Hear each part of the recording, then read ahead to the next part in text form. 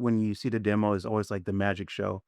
But when it comes time to get the product and actually working, is it performing like it was in the magic show, or is it going to actually work for me in real life?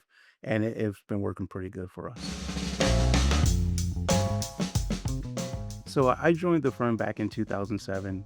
At that time, the document management system we were using was a program called WorldDocs. Some of our biggest clients had between 15 and 20,000 documents in that folder. Because searching was just such a struggle with that system. When you use direct access and you have 15 or 20,000 files in a folder, the workflow is slowed down dramatically. You were looking at 2 or 3 minutes just for a folder to open before anyone could even start working or looking for documents. You repeat this throughout the day, and that just added up and more user frustration. They say they're probably one of the best sales teams I've ever worked with.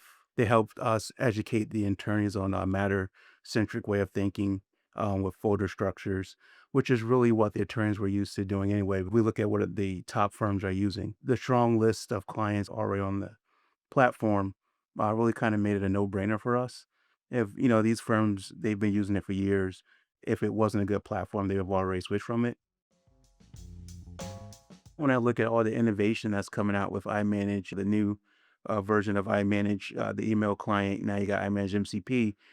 All I have to do is just go into my control center and add the application, and it's done. The guys who make it are going to do a lot better job of supporting it, no matter how well I am as an engineer. The people who built it can just do a better job. So we lean on that, and it's worked out pretty good for us over the years. Now with the iManage MCP, you don't have to worry about taking data that becomes stale and having to update it as you go through the deal. Now it's going back to that same doc ID, the most up-to-date information, but also it's maintaining that information governance that we're used to.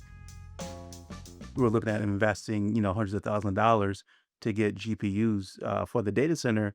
The browser version of iManage, often 365.